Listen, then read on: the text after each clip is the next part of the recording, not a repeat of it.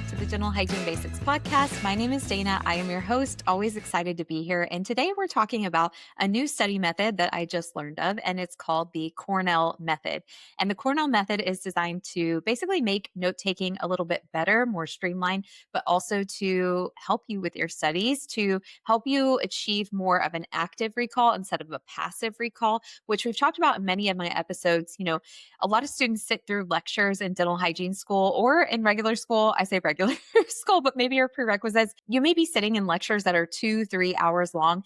I know once you get into dental hygiene school, you're going to look at the syllabus and you're going to see for this class, I need to read chapters, 1, 2, 3, 4, 5. I mean, if you're in an accelerated program, they absolutely may be asking you to read multiple chapters for one lecture. And that lecture may last 2 to 3 hours long and is covering so much material. And it's really possible to walk out with pages of notes, PowerPoints, screenshots that you've taken of pictures on your phone. You're taking pictures of the slides, just hoping that you remember the most important things. And then you sit down later and you're like, okay, for this one lecture, my PowerPoint was 200 slides. Like, how do I even start, or how do I even begin to study? And a lot of students think, okay, I need to study harder, I need to study longer. But really, most of the time, we were never really taught how to study in the first place. When you get into school, you know what you have to do to succeed in terms of, that you have to pass the quizzes, pass the assignments, pass the midterm, pass the final to pass the class, right? Then you pass the class so that you can pass the semester, move on to the next semester, rinse, repeat. You keep doing that until you get to a point where you're taking your board exams for dental hygiene. You pass those, you get your license, and then you're able to move on and start working as a dental hygienist, right? But no one ever really teaches us how to study or how to take notes when you're sitting in class. And hopefully, if you've been listening for a while, you've picked up little tips along the way. But I don't want you to sit down and just feel overwhelmed. And I want you to actually start training your brain on how to retain information. So remember, things like rereading your notes over and over again, that's passive studying. It is not active, and it does not help it to download into your brain so that you can remember it at a moment's notice. Highlighting, yeah, not worth it, right? You may like the colors, they may look good to you, they may help in some ways, but they are not helping with that active recall. Watching lectures or listening to things over and over again can be helpful, but at the same time, it's still passive studying. What you're doing is listening to someone else feed you that material, but at some point you have to start testing your brain on, does it actually remember that material? Otherwise, again, when it shows up on the exam, you're going to be like, oh, I know I saw that somewhere, or I remember my teacher talking about this. I listened to it in the lecture over and over, but your brain can't actively recall it, right? It's just hoping that you will have something that sparks your memory instead of actually having it downloaded into your memory. So we're going to talk about the Cornell method today. It's something that I just learned about. A student of mine shared it with me, and I always love when students share study techniques so I can come and share them with all of you guys. So the Cornell method of note-taking, so it's a specific note-taking strategy. It was developed in the 90s by a professor at Cornell University. My grandfather actually went to Cornell, so this is kind of fun for me. And I wonder if he did this note-taking strategy. It'd be nice if I could go back and ask him that. So I don't know if he was Dr. Walter Pock. Okay. He was the professor. I'm going to call him a doctor, but he was the professor that came up with this note-taking style because he recognized that students were taking notes upon notes upon notes, mountains of notes, but they had no system for how those notes were going to actually be useful when it was time to go back and study, other than rereading them over and over again. So he created this structure where basically you split your notes into 3 sections. So the largest section of the page is where you're going to write your main notes. All right. So anything that comes up while you're reviewing the material, this is simply where you're just capturing the information while it's being presented.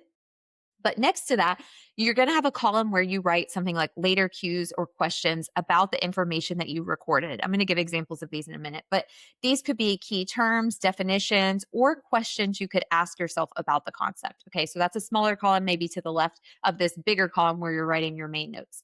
Then at the bottom of the page is a summary section. The summary section is where you briefly summarize the most important information from that set of notes in your own words. It's important that you're able to pull the concept. What was the most important thing or the overarching theme of this lesson that I was supposed to take away today? Okay. Now you have an active study tool that you can come back and use time and time again.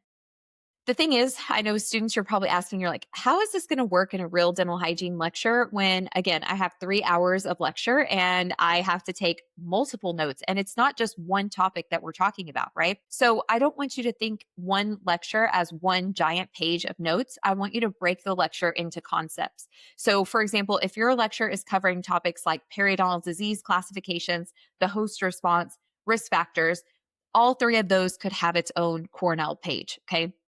During the lecture, focus on capturing those key ideas, the explanations. Don't worry about making your notes perfect in that main notes section. Okay. You're just writing things down, especially if the teacher says this is important or you need to know this. Okay. Jot those little notes down so that they're there for you. Then later, when you're reviewing the material, because again, it takes time, you have to really understand the big picture before you can start filling in the details. So as you come back, you're reviewing the material. This is where you can go back in and fill in your cue column, which is the smaller column that you're going to put questions, little cues, little memory techniques, whatever that may be, to help you come back and like rapidly look at those things. Let's say that for that particular example, you have you're talking about periodontal disease classifications, host response, things like that.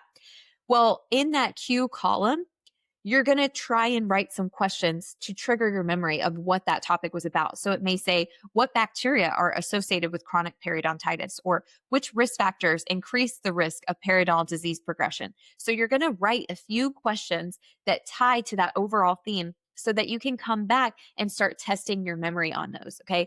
That is called active recall. You're going to start using your memory to refresh what you've previously learned.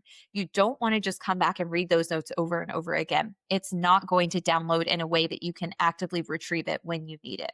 Now, for really long lectures, another strategy is to review your notes shortly after class and identify the biggest 3 to 5 concepts that were discussed. Okay. Don't try and memorize every little detail at once. Focus on the big theme of each portion, right? Maybe the main sections. Come through, get that squared away, right? What am I understanding in this big section? Get the big picture and then start narrowing it down and honing in on the little details like specific bacteria and things like that. So, when you're learning the bacteria that cause periodontal disease, it's like, okay, we have to recognize that there are different bacteria that cause periodontal disease. Bacteria are the main etiology of, or the main cause of periodontal disease. Okay, we have to see that big picture. Well, what happens when the bacteria are growing on the teeth? Your body goes into panic mode, and the host response starts lighting up, and we start to see changes, right? The gums get red, bleeding, swelling, all of that fun stuff. So we start to see changes in response to that bacteria. When I say that out loud, you're like, that doesn't seem too complicated. That makes sense, right? Bacteria show up, the body starts to panic.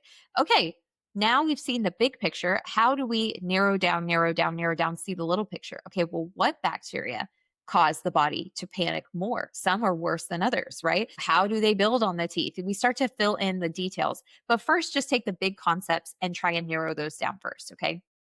Dental hygiene education can feel extremely overwhelming. I want to show up with ways that may help you. So give it a shot in class. It never hurts. Try one class period and just see if the Cornell method works for you. One way that's going to make it a little bit easier is if you do at least skim and read the chapters ahead of time, or if you have access to the PowerPoints, look at them ahead of time and try and figure out what are the big chunks, what are the big topics that we're going to talk about.